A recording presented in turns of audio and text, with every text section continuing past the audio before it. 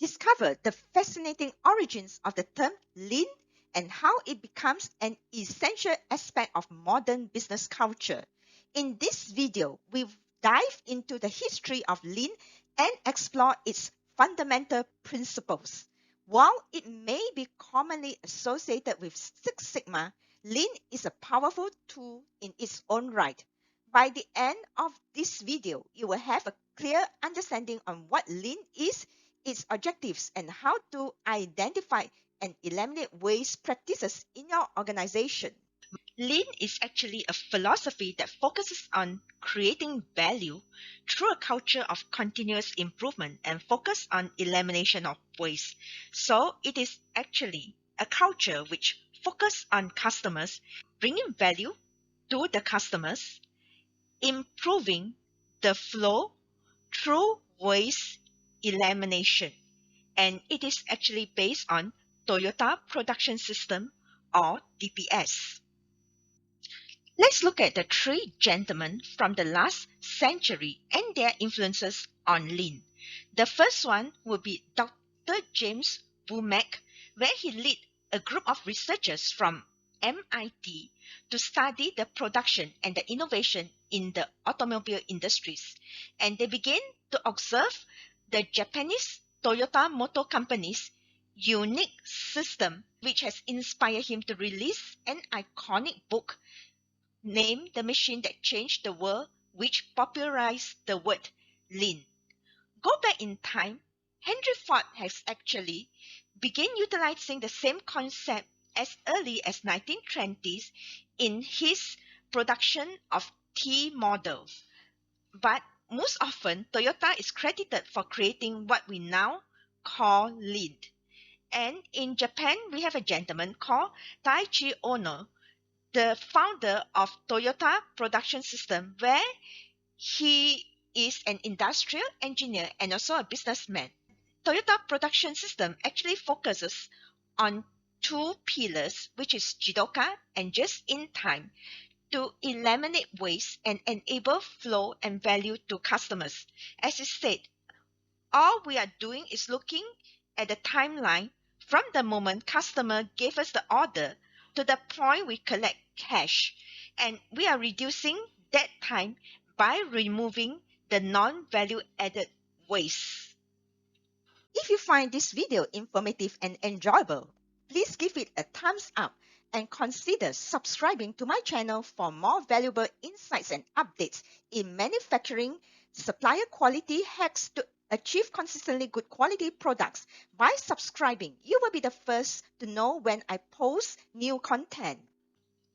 The lean fundamentals for a business starts from identifying what is value to the customers and understand the value stream, what are the ways or what is hindering the flow of a value stream to the customers, and also improve the flow after identifying the ways, and then we'll start to pull the system. Lastly, striving for perfection through continuous improvement or Kaizen activities, which leads to improved efficiency and speed. And it is the fundamental of respect for people that is working in the value stream.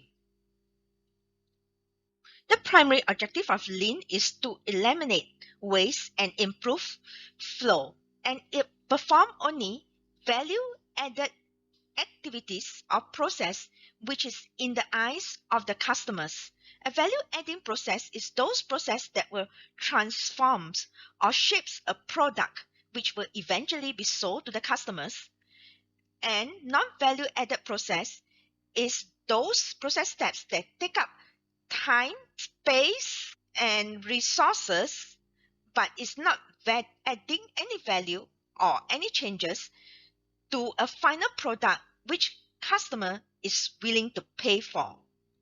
After we know that there are waste exist during product transformation, and now it is time for us to identify the waste in the value stream in order for us to manage or eliminate them in the future. There are 7 ways according to the lean manufacturing, has the acronym of Team Woods. So the first one, transportation. It is actually the movement of the parts between one location to another location. And the more movement it is, the more waste we are creating.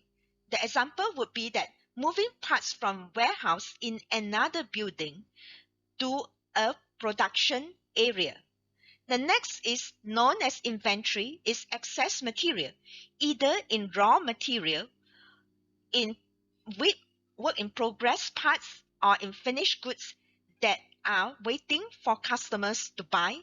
And we know that inventory will tie up the financial resources. Perfect example will be reject material from your production, which is waiting for rework. This is also a type of inventory. Next is motion. This is a human movement which does not contribute to the transformation of the parts. For example, an operator has to stretch out the hands to get the part which is placed too far away. Unlock your potential in process improvement with my 2 Udemy courses on practical lean management and ultimate Six Sigma yellow belt.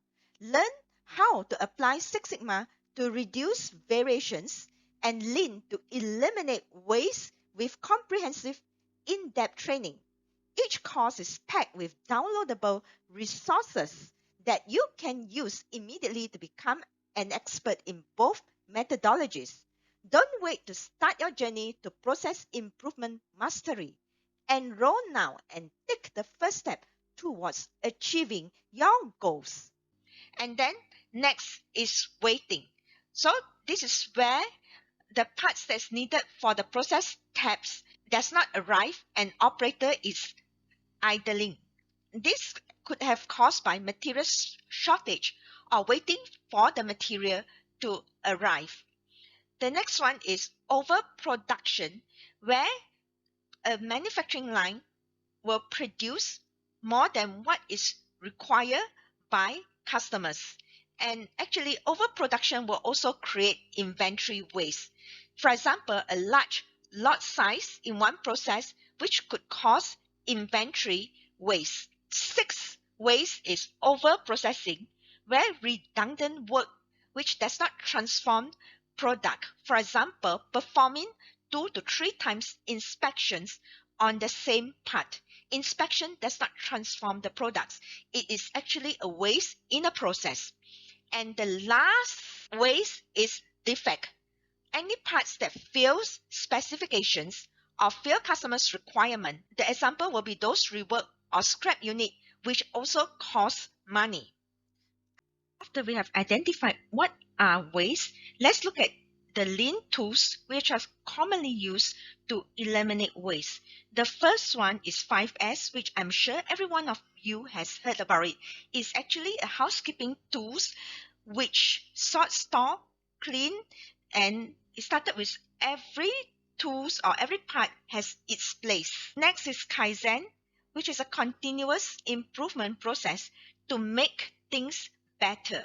Standardized work for employee to follow during product transformation, which reduce variations and also waste.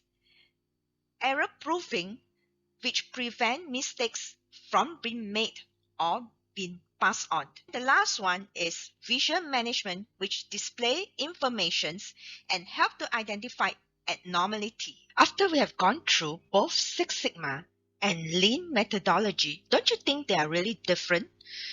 Six Sigma is about variation, reduction, and Lean is about bringing value to a value stream through waste elimination and strive for perfection.